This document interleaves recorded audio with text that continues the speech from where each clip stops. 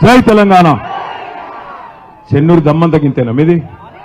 ఇంత ఎండలు వచ్చిండ్రు, ఒక్కసారి జై తెలంగాణ అంటే అన్ని పిడికిలు లేవాల. జై తెలంగాణ. వెనక కనబడతలేవు. జై తెలంగాణ. కారు గుర్తుకే, కొప్పుల ఈశ్వరన్న గారి కారు గుర్తుకే. మీ అందరికీ నమస్కారం. ఇప్పటికే ఎండ బాగైంది, ఎక్కువసేపు ఏం తీసుకోను, కేవలం ఒక 5-10 నిమిషాలు మాత్రమే.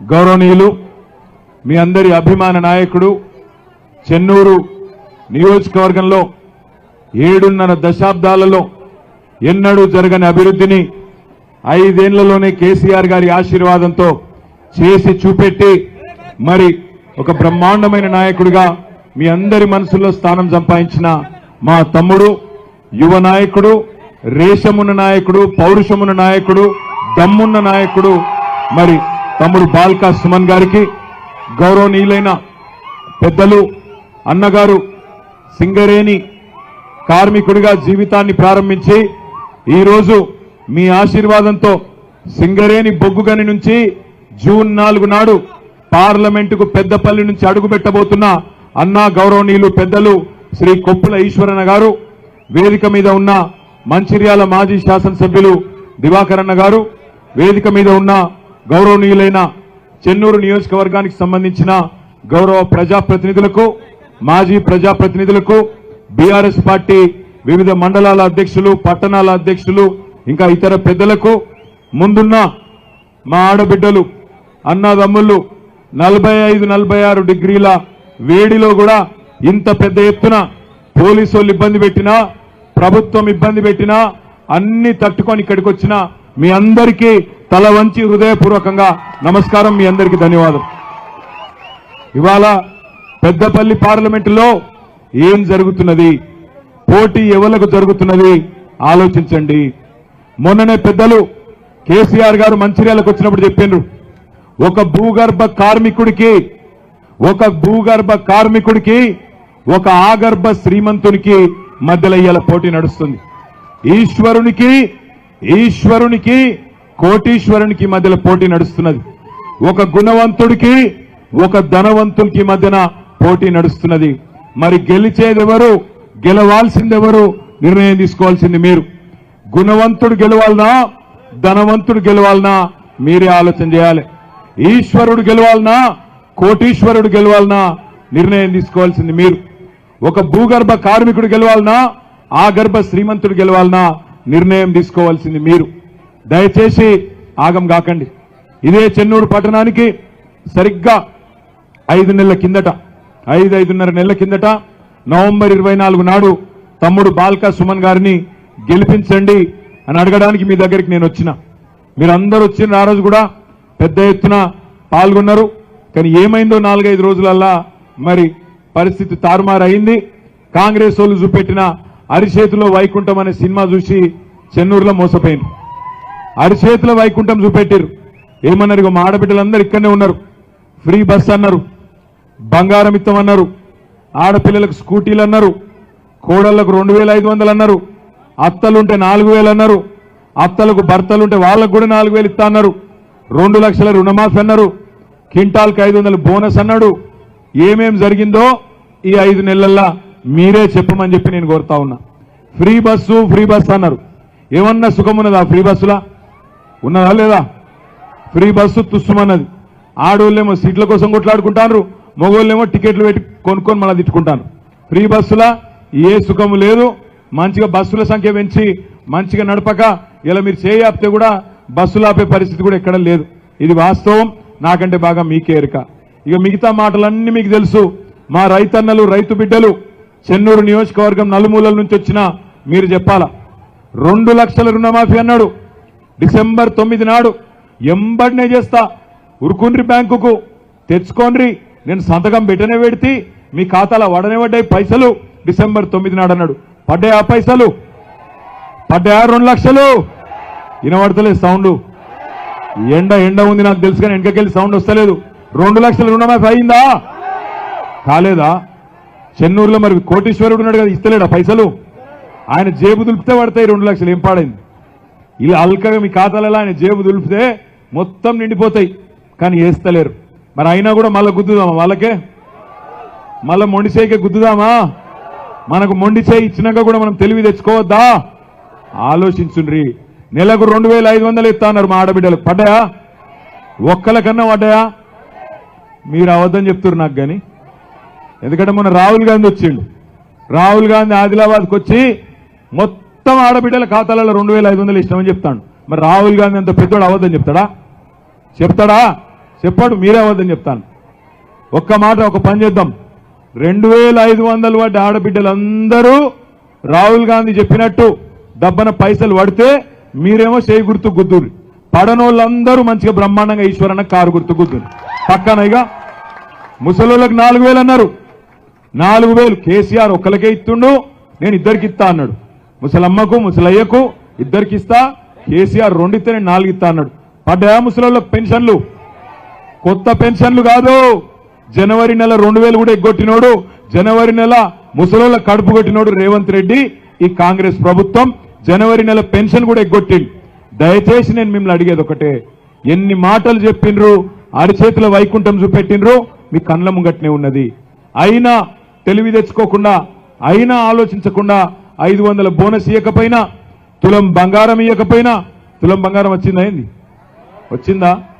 1,50,000 పెళ్లిలైనాయి తెలంగాణలో ఈ కాంగ్రెస్ ప్రభుత్వం వచ్చినాక.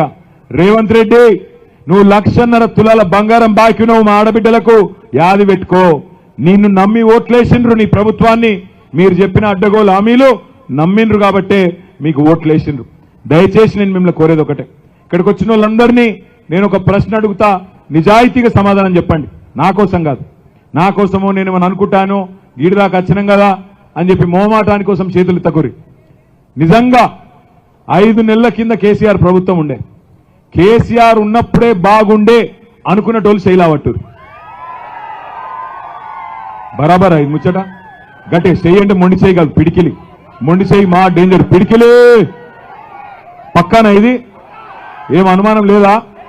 కేసీఆర్ ఉన్నప్పుడే బాగుండేనా? పక్కా అనుమానం లేదు. రైట్, ఇక చేయి తింటురు. నేను చెప్తా కథ. ఏం లేదు, మీరు చేయవలసింది ఒకటే ఒక పని. కేసీఆర్ ఉన్నప్పుడే బాగుండే అనిపిస్తుంది కదా, అనిపిస్తే మీరు ఒక్కటే పని చేయాలి. మీరు మాకు పెద్దపల్లిలో 2వ నంబర్ మీద, బ్యాలెట్లో 2వ నంబర్ మీద ఓటేయండి. మొత్తం తెలంగాణలో 10-12 ఎంపీ సీట్లు ఇయ్యండి. 6 నెలల్లో తిరిగి కేసీఆర్ రాష్ట్ర రాజకీయాన్ని శాసించే పరిస్థితి వస్తుంది. ప్రజాస్వామ్యంలో బుల్లెట్ కంటే బ్యాలెట్ కే ఎక్కువ పవర్ ఉంటుంది. ఇవాళ పోలీసు వాళ్ళ దగ్గర బుల్లెట్లు ఉండొచ్చు, కానీ మీ దగ్గర బుల్లెట్ కంటే పదునైన ఆయుధం బ్యాలెట్ ఉన్నది. పెద్ద పెద్ద గొప్ప గొప్ప కోటీశ్వర్లను కూడా కొట్టేతందుకు ఒక్కటే ఆయుధం, ఓటు.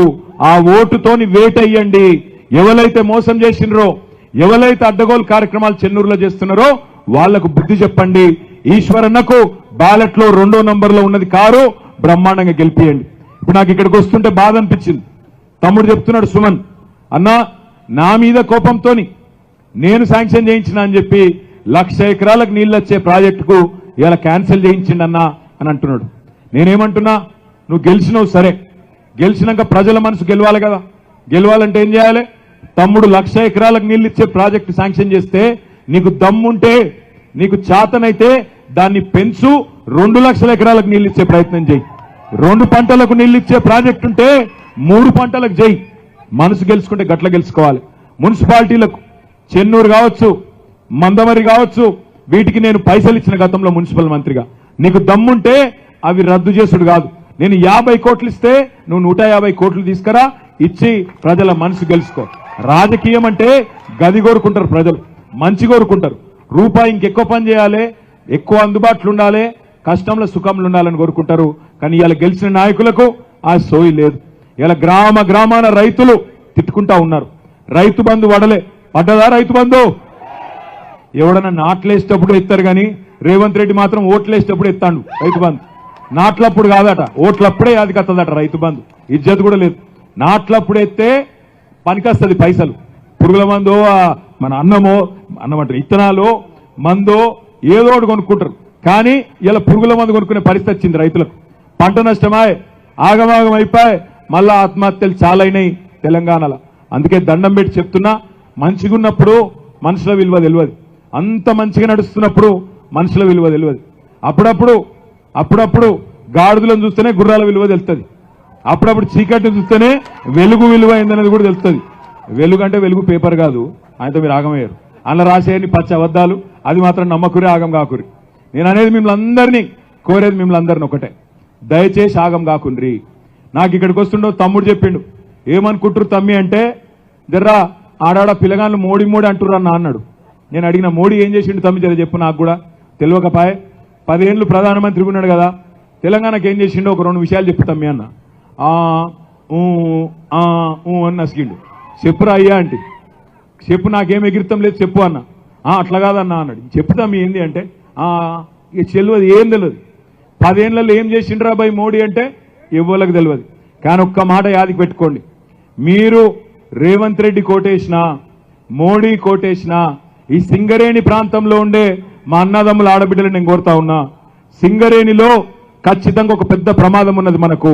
రేపటి రోజున అటు చేయి గుర్తోడు గెలిచినా పువ్వు గుర్తోడు గెలిచినా సింగరేణిని అదానికి అమ్మేసుడు ముమ్మాటికి పక్కా, ఇది అనుమానం పెట్టుకోకుర్రి.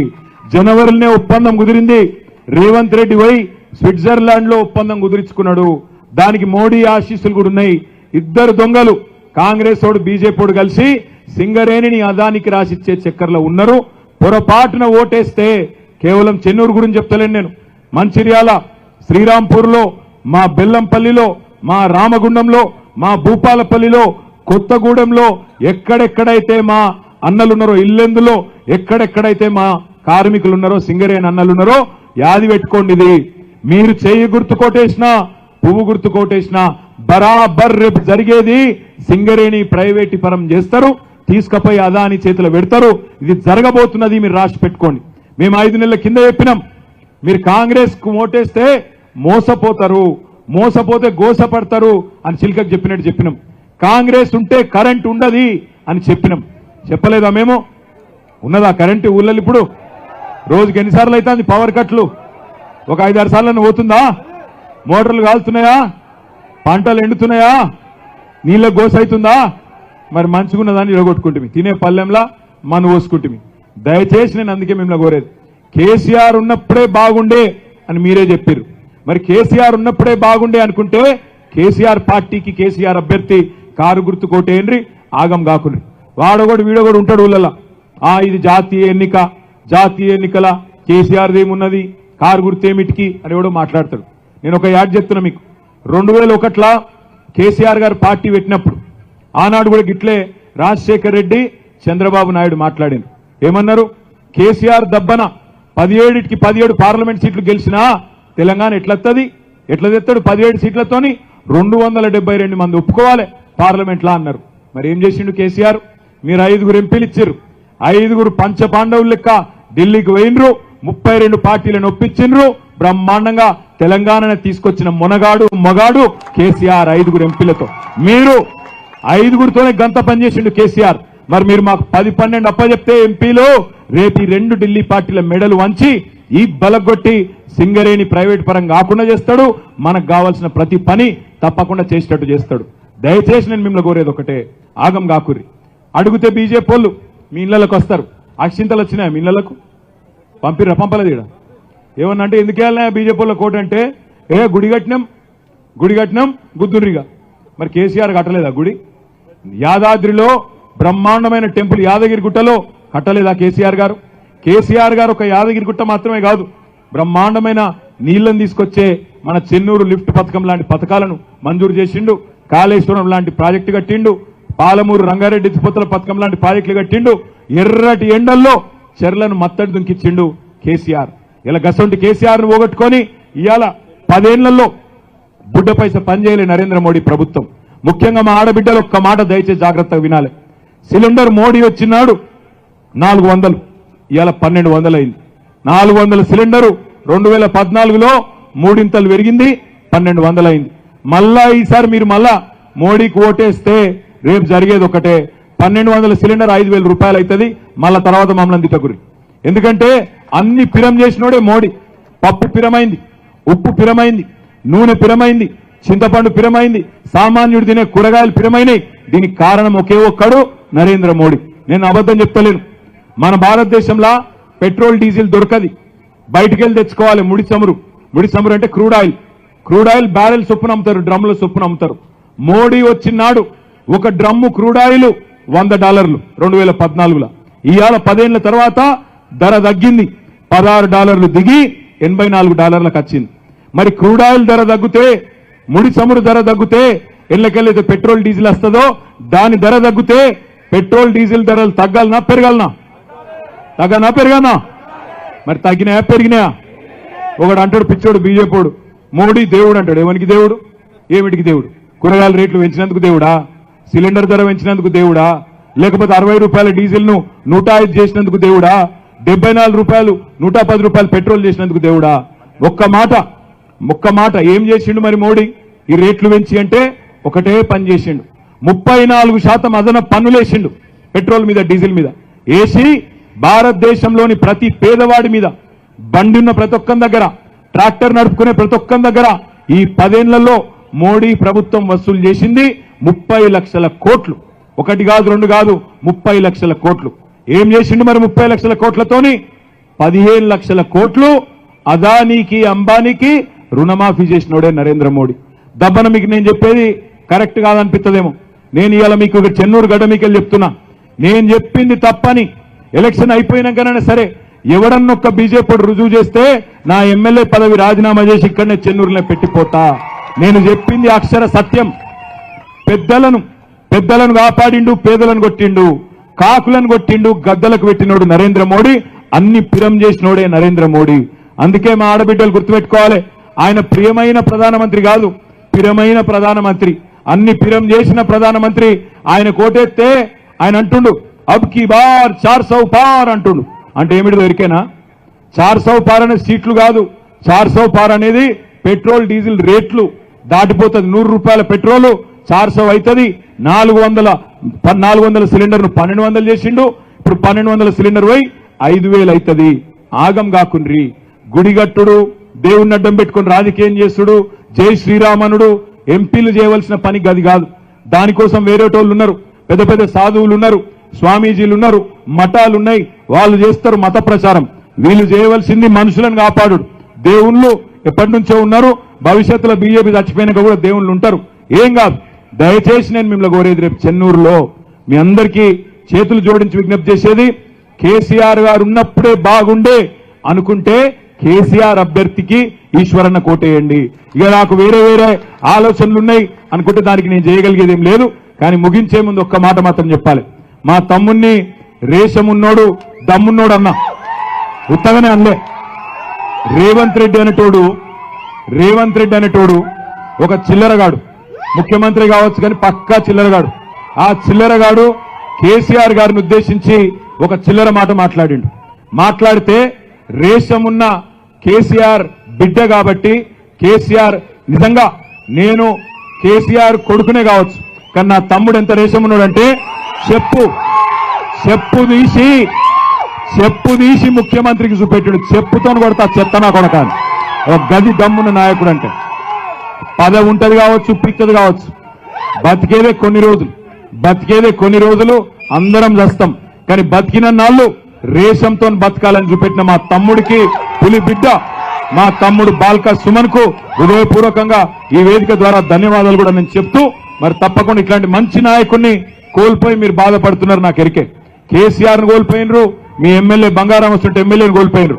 మరి ఇప్పుడు మరి అన్నని గెలిపిస్తే ఏమైతుంది ఎరికేనా? రేపు చెన్నూరు ఎమ్మెల్యే లెక్క మీ అన్ననే పనిచేస్తాడు, అన్న ఈశ్వరన్ననే పనిచేస్తాడు. నేను ఈశ్వరన్న కూడా కోరుతున్నా, అన్న మీరు ఎంపీగా గెలుస్తారు, మా అందరికి ఎరికే. ఒకసారి గట్టిగా సప్పట్లతో అన్నకి చెప్పాలి, ధైర్యం ఇవ్వాలి. గెలుస్తారు. గెలిచినాక దయచేసి చెన్నూరులో ఉండే కార్యకర్తలకు, చెన్నూరులో ఉండే ప్రజలకు ఒక ఎమ్మెల్యే కంటే ఎక్కువ సేవ మీరు అందించాలి. అవసరమైతే ఎంపీ కార్యాలయం ఇక్కడ ఒకటి పెట్టాలి, మీరు నడిపియాలని చెప్పి కూడా మనస్ఫూర్తిగా కోరుతూ, ఏ గుర్తు మనది? ఏ గుర్తు? ఇక్కడ చెప్పాలి. ఏ గుర్తు? సౌండ్ పెంచాలి, జర ఎండ బాగున్నది కానీ సౌండ్ పెంచాలి. ఏ గుర్తు? ఒక్కసారి కారు గుర్తు కొట్టేసి పిడికిల్లా పట్టారు. పిడికిలి ఆ చెట్టు కింద ఏమైంది? పిడికిలి బెబ్బుల్లా ఉండాలి, పిడికిల్లా పడితే. జై తెలంగాణ. కారు గుర్తుకే. గట్టిగా లగాయించి కారు గుర్తుకే, కొప్పుల ఈశ్వరన్న గారి కారు గుర్తుకే. 2వ నంబర్ మీద ఉంది కారు. ఇక్కడికి వచ్చేటప్పుడు నేను హుజురాబాద్ లో ఆగిన ఒక 5 నిమిషాలు. హుజురాబాద్ లా అదే పైనుంచి 2 ఆయన కిందికి వెళ్ళి అనుకున్నారు, పైకి వెళ్ళి 2వది. అయితే మరి హుజురాబాద్ లో పంతులు చెప్పిండు, యాడికోతున్నావు అన్నాడు. చెన్నూరు కోతున్నా అన్న. జర చెన్నూరులో గట్టిగా చెప్పన్నాడు. ఏం చెప్పాలన్న, ఆ ఈశ్వరన కొప్పుల ఈశ్వరన గుర్తు పైకెళ్ళి 2వది ఉన్నది.